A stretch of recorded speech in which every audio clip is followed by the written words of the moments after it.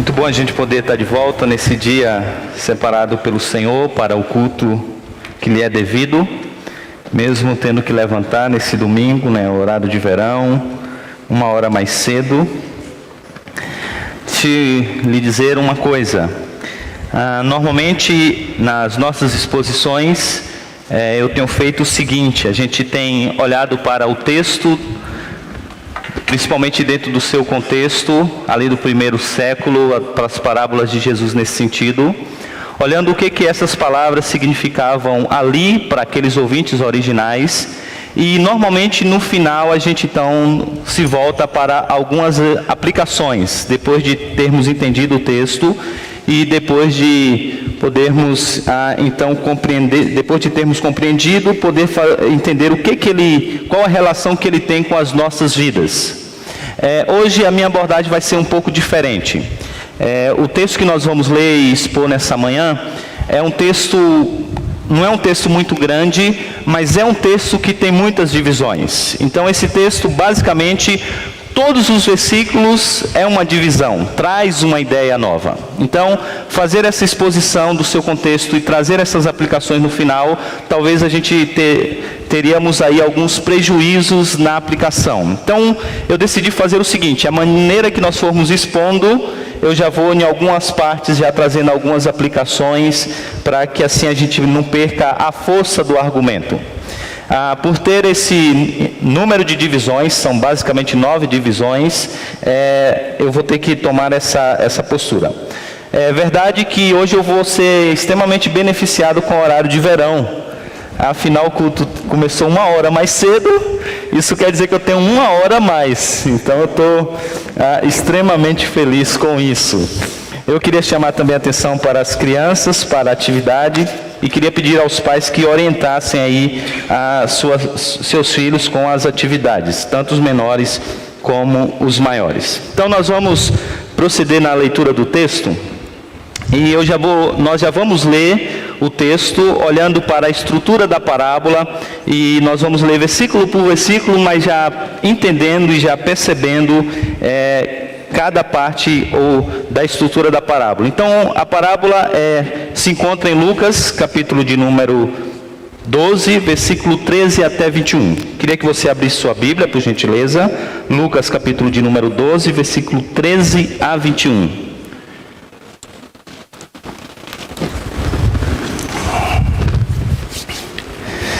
Essa parábola começa então no versículo de número 13 com um pedido aparentemente justo. Alguém no meio da multidão se aproxima de Jesus e diz: Mestre, diz a meu irmão que divida a herança comigo. Diante desse pedido, Jesus então dá uma resposta aparentemente atravessada. Respondeu-lhe Jesus: Homem, quem me designou juiz ou árbitro entre vocês? Após dar essa resposta aparentemente atravessada, nós vemos que Jesus apresenta então um princípio, e ele diz: Então lhes disse, cuidado, fique de sobreaviso contra todo tipo de ganância. A vida de um homem não consiste na quantidade dos seus bens. Após apresentar esse princípio no versículo de número 15, Jesus então conta uma parábola. Então lhes disse,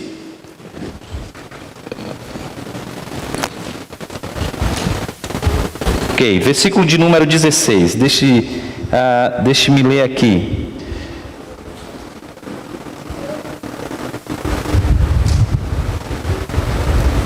Então lhes contou esta parábola. A terra de certo homem rico produziu muito bem. Ele pensou consigo mesmo: o que vou fazer? Não tenho onde armazenar a minha colheita. E aí, após dar início a essa parábola, nós chegamos então ao versículo de número 17, onde o homem da parábola, ele tem então um problema perturbador. E ele pensa consigo mesmo: o que eu vou fazer diante dessa grande colheita? E aí a sua resposta é essa: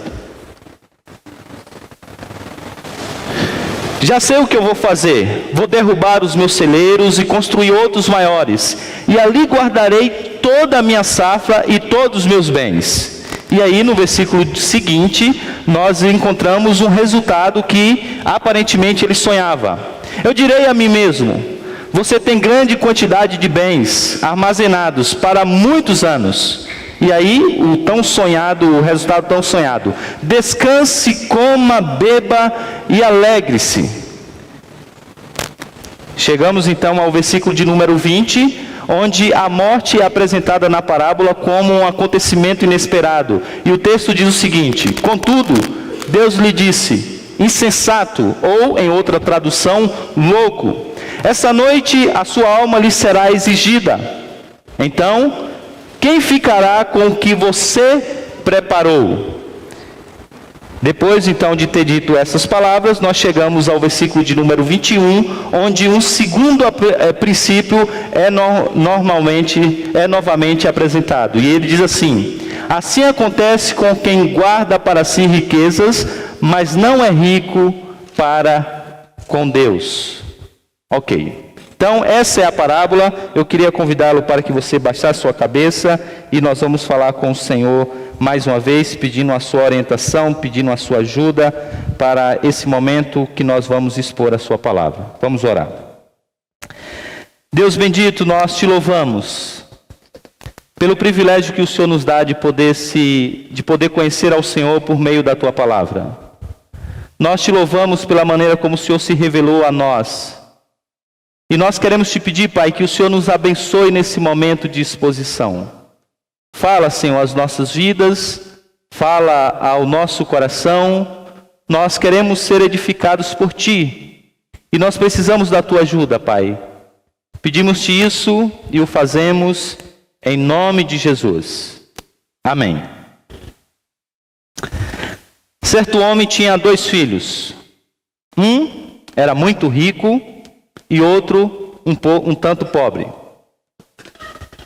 Ele, entendendo que a sua vida já estava chegando ao fim, reuniu seus únicos 2 filhos para que pudesse deixar com eles a sua herança e dividir todas as posses.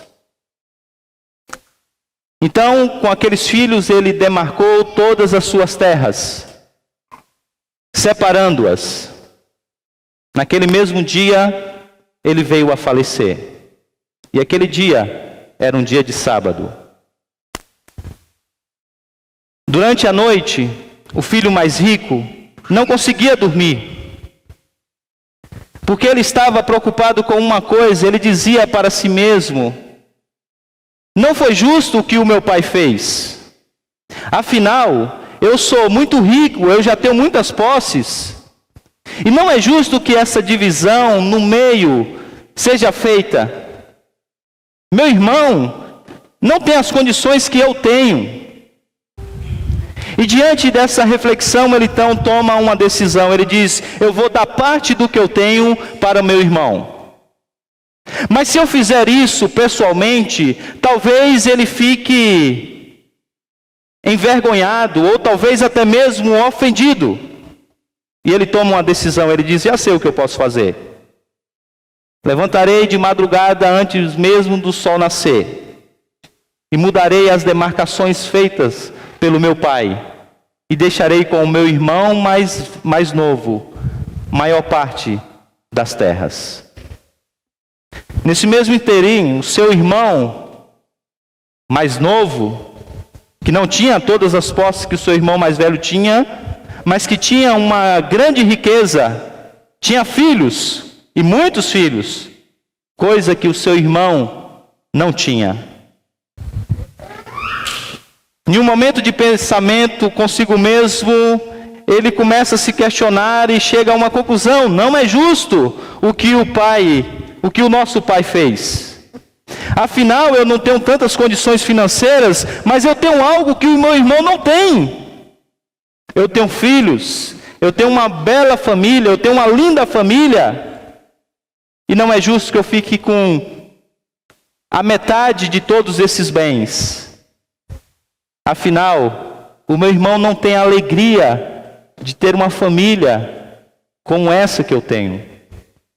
E ele então toma uma decisão.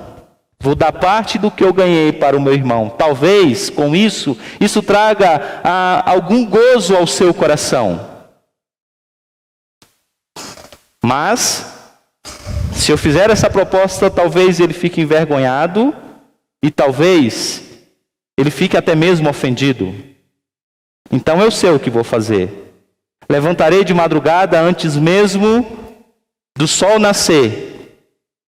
Mudarei os marcos colocados pelo meu pai e deixarei com ele maior parte da terra. E assim se procedeu. Antes mesmo do sol nascer, os irmãos foram mexer nos marcos. E ali eles se encontraram. Contaram essa história. E ambos choraram. E naquele lugar nasce então a cidade de Jerusalém, cidade da paz. Esse foi um poema escrito por um autor chamado Kenneth Bailey. E ele diz que ele faz com isso, evidentemente, um trocadilho entre Jerusalém, a cidade da paz, a cidade onde reina a paz, para mostrar como foi diferente a disputa que aqui está nesse texto entre esses dois irmãos. O problema que nós temos aqui é o mesmo. O pai morreu e deixou uma herança. E dois irmãos estão disputando a herança. O fato de ambos estarem disputando essa herança já demonstra algo que é incomum no Oriente Médio. As famílias, elas gostavam de estar juntas. E era louvável, era admirável, quando irmãos viviam debaixo do mesmo teto.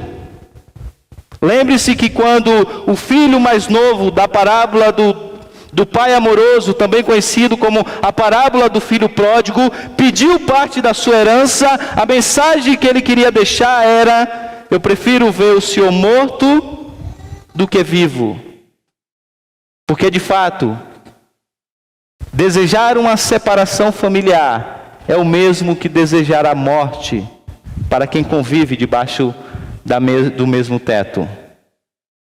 Por essa razão, aqui nós temos uma situação onde há uma intriga entre dois irmãos. Alguns estudiosos dizem que o requerente está exigindo algo talvez de um discípulo de Jesus. E ele aparece diante de Jesus com um pedido aparentemente justo. Ele diz assim entre a multidão: mestre, diz ao meu irmão que divida a herança comigo. A lei judaica, diferente da lei romana, dizia que se uma das partes exige o que é seu, a partilha da herança, essa partilha tem que ser feita. Observe vocês que ele usa um termo muito importante, porque ele chama Jesus de mestre. Essa é a palavra, a tradução para o grego de rabi. E é interessante que ele então aqui está chamando Jesus, se referindo a Jesus como uma autoridade. E os rabinos então, eles legislavam também sobre questões como essa. E ele se chega diante de Jesus, exatamente dizendo, entre outras palavras, todo mundo conhece a opinião dos rabinos.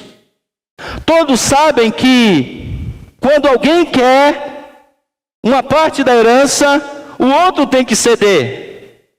E aí está alguém que caminha contigo. E eu quero então que você agora fale com ele.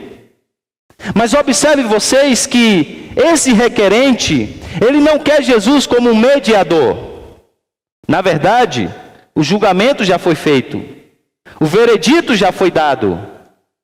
Ele mesmo julgou a sua causa. Ele mesmo disse qual era o caminho a ser percorrido. E a única coisa que ele quer é que apenas Jesus, como um mestre, dê o veredito.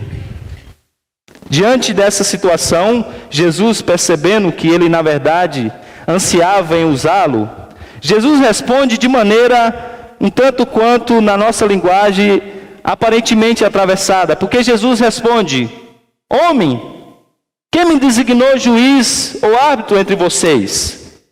A expressão que aparece aí, homem, é uma expressão que já traz em si um tom de reprovação. A pergunta apresentada por Jesus é uma pergunta retórica que em si mesma já tem uma resposta negativa. E Jesus então introduz esse discurso para mostrar ao requerente que ele entendeu exatamente aquilo que ele desejava.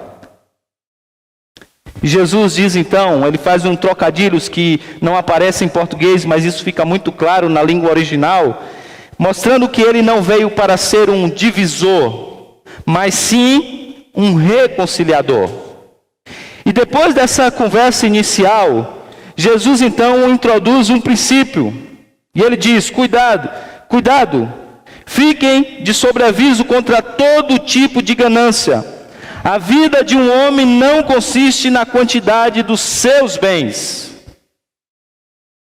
Aqui há no grego uma insinuação de um desejo insaciável. Há uma advertência forte apresentada por Jesus. A implicação clara deixada por Jesus é que o grande problema desse homem não é repartir apenas a terra. O grande problema desse homem é algo que vem antes desse clamor. O desejo insaciável por ganância.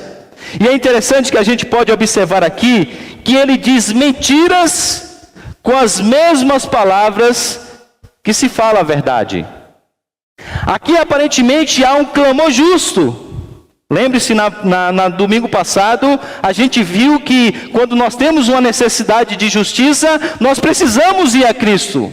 E nós precisamos clamar por essa justiça. E parece que é isso que ele está fazendo. Aparentemente esse é o seu desejo. Ele está clamando por justiça. Ele se acha injustiçado. Ele quer que o mestre faça justiça.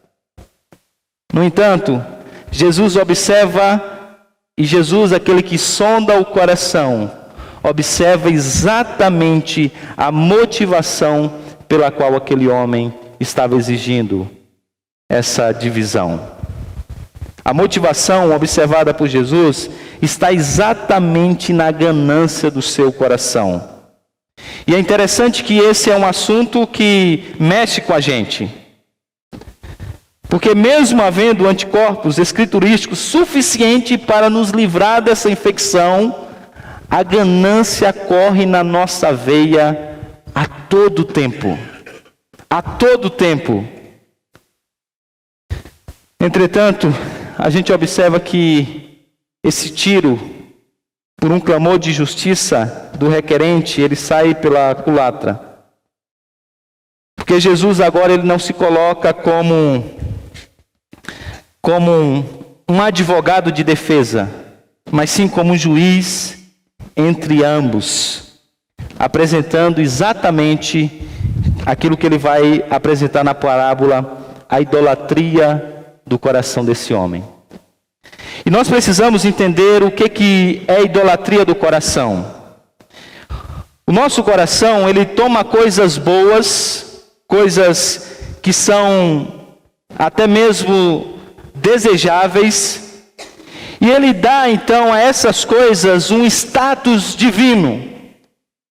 O nosso coração diviniza coisas humanas, como sucesso, amor, carreira, e no caso aqui dessa parábola, os bens materiais.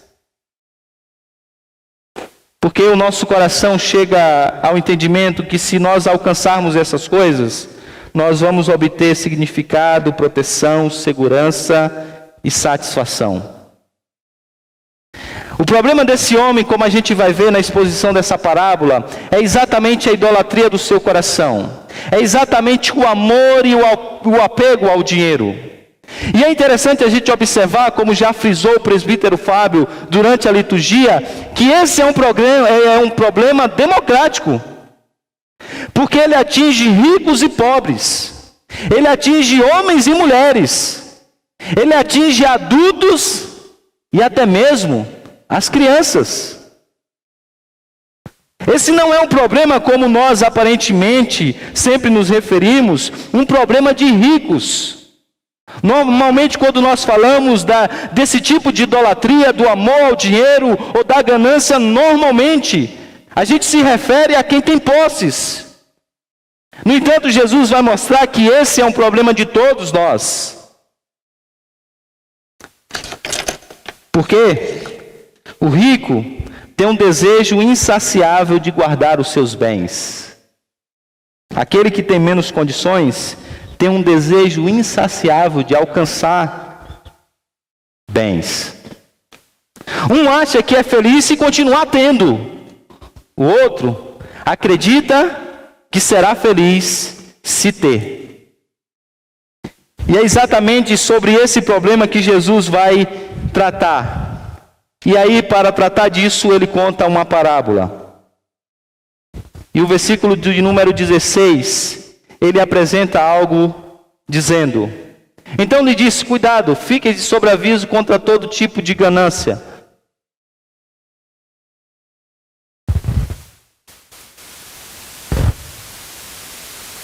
E aí, desculpe, irmãos. Versículo de número 17. Ele conta uma parábola e ele diz assim que certo homem que era muito rico, tinha muitas posses. Esse homem então ele pensa consigo mesmo. Ele tem um problema perturbador. O que vou fazer? Porque eu não tenho onde armazenar toda a minha colheita. O versículo de número 16 já nos apresenta que as dádivas foi uma bênção de Deus. Que Deus de forma graciosa derramou bênção sobre esse homem. Que ele teve todos esses bens de forma graciosa porque ele não lutou para conseguir nada disso. E nem ele precisava disso. De tal maneira que ele agora tem todas essas coisas. E ele recebe tudo isso como algo adicional e algo que ele não precisa. Aqui é nos introduzido a ideia de que tudo isso que Deus deu para ele é um empréstimo. Mas diante de todas essas bênçãos conquistadas, ele tem esse problema perturbador. O que eu posso fazer com tudo isso? O que eu vou fazer com todos esses bens, com tudo isso que eu recebi? E aí então ele começa a discutir consigo mesmo. E aí o versículo de número 18, ele apresenta um plano já presente. Ele apresenta uma solução rápida. Ele diz, olha, eu já sei o que vou fazer. Eu vou fazer o seguinte, eu vou derrubar os meus celeiros, eu vou construir novos celeiros, e agora eu vou armazenar tudo nesses novos celeiros. Observe vocês que diante dessa situação, desse problema perturbador, a primeira coisa que chama a nossa atenção é que o texto diz que ele discute consigo mesmo. E aqui nós precisamos voltar ao Oriente Médio do primeiro século. Porque no Oriente Médio do primeiro século, a vida era em comunidade. E aqui nós temos uma das coisas que eram... uma das coisas que ainda é comum em alguns lugares, mesmo em um contexto moderno. Algumas cidades, e eu morei em uma cidade em Minas Gerais, que essa realidade ainda é presente, em alguns lugares ainda é comum as pessoas se assentarem nas portas da casa para baterem papos.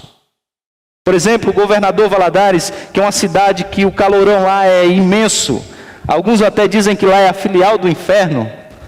É comum então à noite as pessoas se assentarem nas portas das casas a fim de conversarem, enquanto a brisa passa pela rua fora. E ali naquele momento as pessoas discutem sobre a vida, partilham as suas dificuldades e os seus problemas.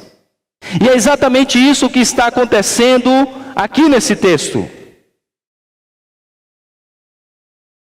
Só que de forma extremamente contrária.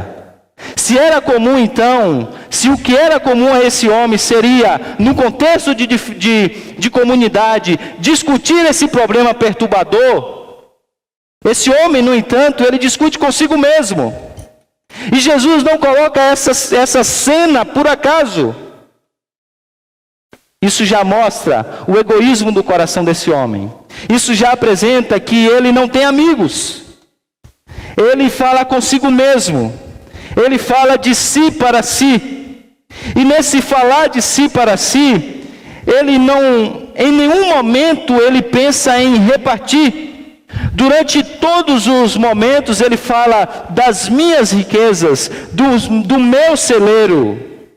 Em nenhum momento ele pensa no próximo. Observe vocês que o seu plano presente é um plano já em si egoísta. E aí um dos comentaristas então que eu li, ele diz uma coisa muito interessante. Ele diz que esse texto tem tudo a ver com os nossos dias atuais, de modo mais especial em relação aos aspectos econômicos. E ele traz à lembrança então 2 textos de Paulo, que eu queria apresentar a vocês. O primeiro texto se encontra em 2 Tessalonicenses, capítulo de número 7, versículo de 7 até o versículo de número 12, onde nesse texto, o apóstolo Paulo diz que nós precisamos trabalhar para nós não sermos um peso para os outros. O apóstolo Paulo nesse texto diz que nós precisamos produzir, que nós não podemos deixar de produzir. E eu digo que se isso está sendo dito no púlpito de uma igreja por um baiano, é porque é coisa divina e não humana. E quando nós olhamos para o nosso país de forma muito especial, nós observamos que o grande problema da nossa nação, no aspecto, por exemplo, da economia, é exatamente esse. Esses dias eu estava vendo um programa sobre economia, e um analista estava fazendo algo que eu achei extremamente pertinente e interessante. Ele estava analisando o índice de desempregados do nosso país. E ele trouxe um dado que para mim foi curioso. Ele disse, olha, esse índice que nós estamos vendo aqui, esse índice ainda é um índice irreal. Por quê? Ele disse, porque as pesquisas só consideram pessoas que não estão trabalhando, mas que estão procurando emprego. Não é considerado aqui pessoas que não estão procurando emprego. Isso quer dizer que o índice de desempregados no nosso país é muito maior do que normalmente é apresentado. É evidente que nesse grande índice de pessoas que não estão trabalhando, há aqueles casos que são casos justos, de mulheres que estão cuidando dos seus filhos, de caso, por exemplo, como a Rosângela, que deixou o seu trabalho para cuidar da sua família, do seu pai, da sua mãe que estava doente e que faleceu na sexta-feira. São casos de pessoas que elas não estão trabalhando, elas não estão procurando trabalho, mas elas estão produzindo. Mas há tantos outros casos de pessoas que simplesmente não produzem nada. E sobretudo, quando nós consideramos os programas sociais do nosso governo, onde nós vimos constantemente pessoas que elas não querem produzir, porque o nosso governo, tomado por princípios marxistas, ele faz com que pessoas tenham, por meio de programas sociais, como viver, e essas pessoas se acomodam e não produzem. Então essa verdade de Paulo, ela combate essa realidade. Mas o apóstolo Paulo, de igual modo, diz ainda em Efésios capítulo 4, versículo de número 28, que nós precisamos trabalhar para que nós tenhamos condições de ajudar aos necessitados. E aqui já vai uma crítica ao capitalismo selvagem tão presente nos nossos dias.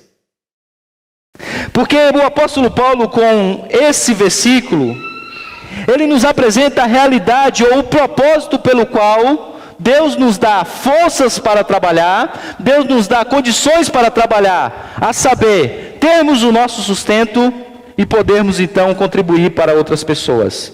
A partir disso, Calvino desenvolveu um princípio ético para o trabalho. Calvino dizia 3 coisas no seu princípio ético.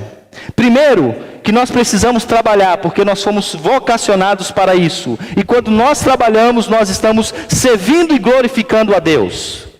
Segundo, Calvino dizia que nós precisávamos viver vida de simplicidade, com sobriedade. Terceiro, para que isso nós pudéssemos, em terceiro lugar, isso gerar uma poupança, e em terceiro lugar, nós tivéssemos condições de ajudar o necessitado. Então o princípio ético calvinista do trabalho seria o seguinte: você precisa trabalhar e produzir o máximo que você puder. Você precisa fazer o máximo que você puder para poder servir por meio do seu trabalho e assim ter um sustento bom. Quando você recebe esse sustento, que é uma dádiva de Deus, que é uma bênção de Deus, você precisa diante disso viver vida simples, para que você tenha condições de poupar. Mas para que você precisa poupar? Você precisa poupar para descansar a sua alma nas suas poupanças, como no caso desse homem? Não, dizia Calvino. Você precisa aprender a viver vida simples e poupar, para que no dia que um necessitado bater a sua porta, você tenha condições de socorrê-lo. Observe que esse princípio, então, ele nos ajuda a entender a razão pela qual nós ganhamos dinheiro, e ele vai não apenas ao encontro, mas vai de encontro a esses 2 sistemas. Ao sistema capitalista selvagem, que pode nos conduzir à ganância, e ao mesmo tempo a esse sistema extremamente marxista, implantado em alguns países de filosofia comunista, onde muitas pessoas, por meio de projetos governamentais, são levados à preguiça. Nós precisamos trabalhar e trabalhar muito, porque nós somos vocacionados por isso. Mas quando nós ganhamos dinheiro, nós ganhamos esse dinheiro para podermos administrá-lo como o Senhor então deseja. Por isso que esse homem, ele está extremamente errado na sua conclusão, no seu propósito. Porque ele faz exatamente o contrário. Ele diz assim: olha, depois que eu fizer isso, eu vou poder dizer à minha alma, e vou poder dizer a ela o quanto agora ela está com os seus bens. Eu vou poder dizer a ela que agora ela pode se regozijar, ela pode se alegrar e ela pode descansar. Um comentarista disse que esse discurso ele não é triste, mas ele é digno de dó. E de fato é. Porque observe vocês que esse homem, ele pensa de si para si, e porque ele pensa de si para si, e ele criou, e ele vive em um mundo, em um vácuo que ele mesmo criou, marcado pelo egoísmo, ele é um homem extremamente solitário. É curioso que Lucas, e eu estou inclusive seguindo essa sequência, pregando, esse é o 7º sermão dessa série de parábolas, no Evangelho de Lucas, exatamente para a gente ver algumas nuances interessantes. E aqui nós temos mais uma.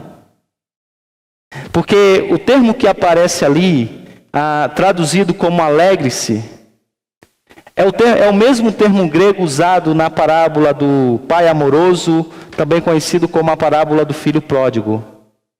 Quando o filho retorna à casa, o pai convida a comunidade para quê? Para que essa comunidade pudesse se alegrar com ele. Enquanto lá na parábola do filho pródigo, a alegria comunitária e partilhada, observe que nessa parábola, A alegria é individual e egocêntrica. Ele diz, observe, ele diz que ele dirá a si mesmo, ele dirá para a sua própria alma, ele não dirá para a sua comunidade, ele não dirá para aqueles que estão à sua volta, não, ele dirá para si mesmo: alegre-se, descanse. Tim Keller, naquele livro Deuses Falsos, ele faz uma observação que eu achei extremamente interessante. Ele diz que não poucas pessoas, elas vivem uma vida de egoísmo tão grande e elas criam ídolos no seu coração. E muitos desses ídolos é carreira, dinheiro, sucesso. E ele diz assim que muitas dessas pessoas, de fato, elas alcançam um topo. Como esse homem no seu planejamento alcançaria o topo. Mas ele diz, o grande problema é que quando eles chegam lá, ou quando elas chegam lá, essas pessoas já estão sozinhas. Os filhos já ficaram para trás, a família já foi desfeita, os amigos já não existem mais. E ele diz, essas pessoas elas chegam no topo, mas elas chegam sozinhas. Os comentaristas dizem que é exatamente isso aqui que Jesus está apresentando. De um homem que ele chega no final da sua vida e o seu egoísmo foi tão grande, a sua ganância foi tão grande, que ele não tem mais amigos, ele não tem mais família. E quem está disponível ao seu redor? Nada e nem ninguém. E é exatamente diante dessa realidade que Jesus então apresenta na parábola uma nova cena. E nessa cena então nos é apresentado a morte como um acontecimento inesperado. E aqui durante todos os evangelhos é a primeira vez que Deus, de forma literal, é apresentado na parábola. É a primeira vez que Deus entra em cena, não apenas como um personagem que pode ser correlacionado, não, mas a pessoa de Deus, o nome de Deus. Somente nessa parábola isso acontece. E Deus então diz, insensato ou louco, essa noite a sua vida lhe será exigida. Então, quem ficará com o que você preparou?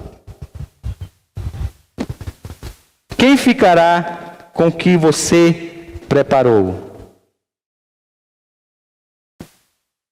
E aí é interessante que Jesus aqui, a gente não sabe porque essa parábola ela foi proferida em aramaico. A gente não sabe se Jesus fez esses trocadilhos, esse jogo de palavras, ou Lucas, quando foi trazer para o grego, apresentou, mas o fato é que de forma inspirada aqui há um jogo de palavras no original. Algo muito interessante. Por quê? Eu queria apresentar para vocês. Não vou ler em grego, porque não precisa, mas observe só apenas nessas palavras que estão em destaque em amarelo, como essas palavras elas se parecem. E elas têm, isso acontece porque elas têm a mesma raiz.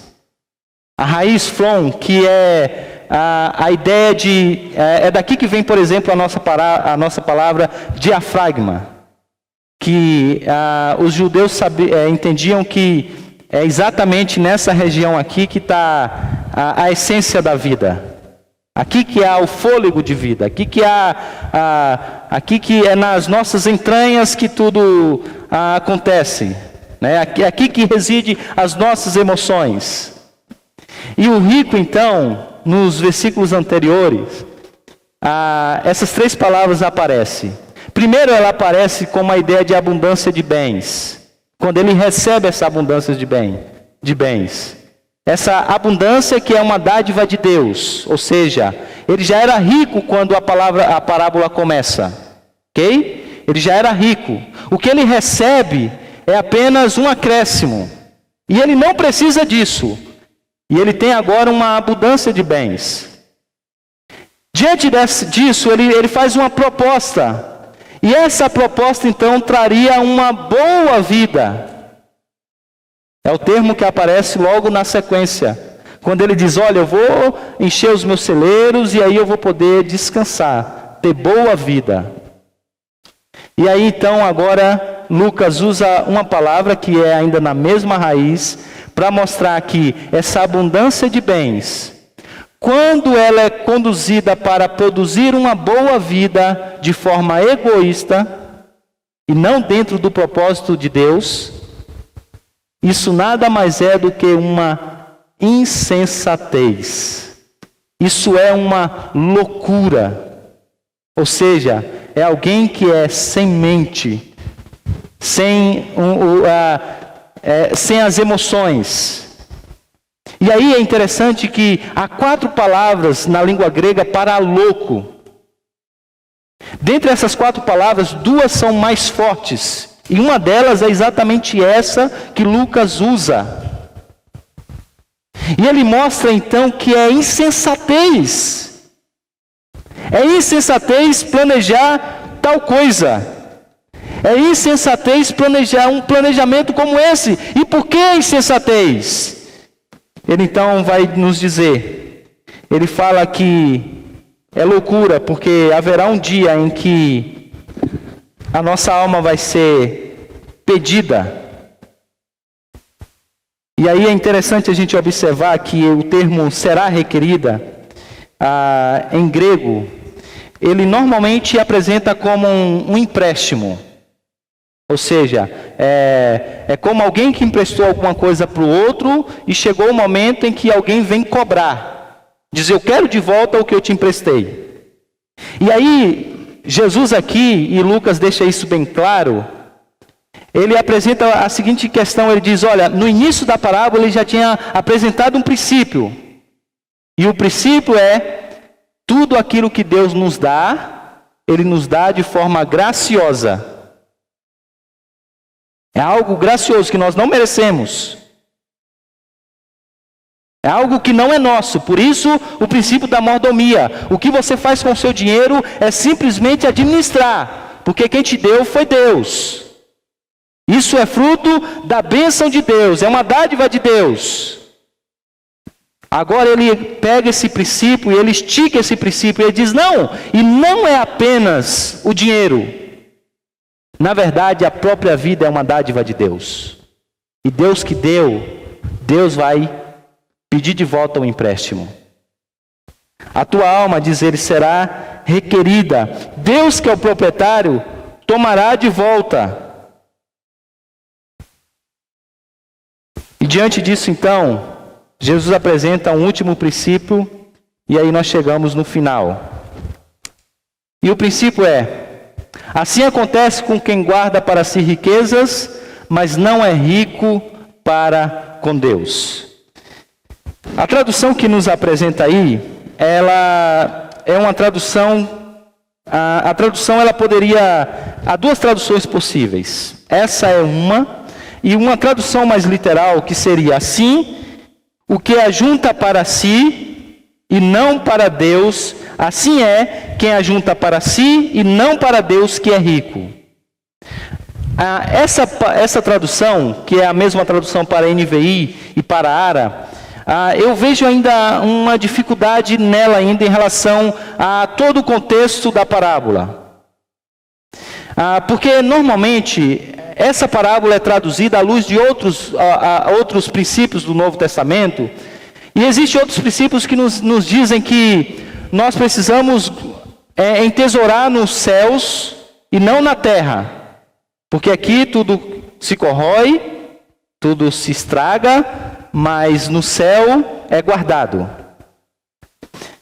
E alguns tomados por esse princípio dizem, não, em vez de nós guardarmos aqui na terra, Jesus então está nos dizendo que nós precisamos depositar isso no céu, ou seja, nós devemos usar isso para Deus e não para nós mesmos. Que é um princípio válido, mas esse princípio eu acho que ele ainda não é, eu acho que ele ainda fere um princípio que essa parábola quer combater, que é o egoísmo. Porque em última instância você ainda está depositando para você mesmo. A conclusão seria que, a conclusão dessa tese seria: coloque o seu dinheiro num banco do outro lado da vida. E ao que parece, não é essa a conclusão que Jesus quer chegar. Ao que parece, Jesus quer trabalhar de outra maneira. E aqui eu entendo que há uma relação entre o princípio apresentado lá na parábola, logo no início da parábola, com esse princípio que nos é apresentado aqui. Então eu queria chamar a sua atenção, por gentileza, para que você olhasse logo no início o princípio que é apresentado na parábola, no versículo de número 15. Versículo de número 15. Eu queria que todos lessem a uma só voz. Versículo de número 15.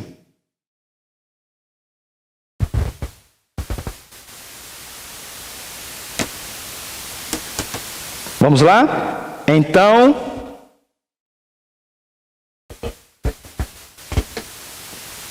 vamos lá, gente? Vamos lá? Então lhes disse: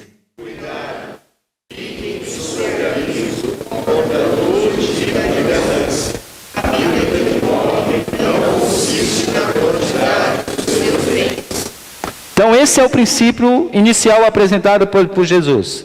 Ou seja, Jesus está dizendo: olha, não use os seus bens para si mesmo. E aí não coloque então seu coração em Jesus. Não coloque seu coração no dinheiro. O princípio genérico declarado aqui agora, ele está extremamente ligado a esse primeiro princípio. Ou seja, os suprimentos dos bens materiais, eles devem ser gastos em ofertas feitas a Deus, ou seja, para Deus. E aqui há uma dificuldade, porque alguns vão dizer assim: mas como que eu vou... porque a tradução que eu estou propondo diz assim: assim é quem ajuda para si e não para Deus que é rico. E a dificuldade é: como é que eu vou juntar para Deus que já tem tudo? Então parece que não faz sentido. No entanto, isso é o que Jesus quer dizer. E o objetivo de Jesus é mostrar que tudo que nós temos deve ser usado para o serviço de Deus. No entanto, isso é sem um fim egoísta futuro. Ou seja, não é para você depositar no outro mundo o dinheiro que você vai tê-lo futuramente. Não é isso que Jesus está dizendo. Jesus está dizendo exatamente o contrário. Jesus está dizendo: você precisa viver sem reservas, no sentido de colocar o coração nessas coisas, administrando como mordomo fiel para Deus, vivendo para Deus, usando a sua força do trabalho para Deus, usando tudo que você tem para Deus e não para si próprio. Então a conclusão que nós chegamos é que o verdadeiro problema desse homem não é a divisão da herança, mas a vontade de servir ao seu ego e não servir a Deus, que nesse caso implica em ajudar o seu irmão e aos demais necessitados da sua comunidade. E aí então a gente chega ao final. E observe vocês que essa parábola, como tantas outras, é uma parábola que não tem um final. As perguntas aqui surgem: e aí? Esse jovem desistiu de brigar e voltou a viver junto com o irmão? Ou ele continuou, ou ele simplesmente mudou de mestre? Já que esse não pode resolver o meu problema egoísta, eu vou procurar outro. Os discípulos entenderam isso e passaram a viver para Deus. E por que Lucas, por várias parábolas, encerra sem um final? Porque ele quer que eu e você, a nós que aqui estamos, quando lemos esse texto, Façamos a conclusão fazendo uma autoanálise da nossa própria vida. Ele quer que agora você seja esse personagem. Que você se coloque dentro da parábola. E diante disso, diante da nossa relação com o dinheiro, diante daquilo que Deus tem nos dado como dádivas, o que nós temos feito?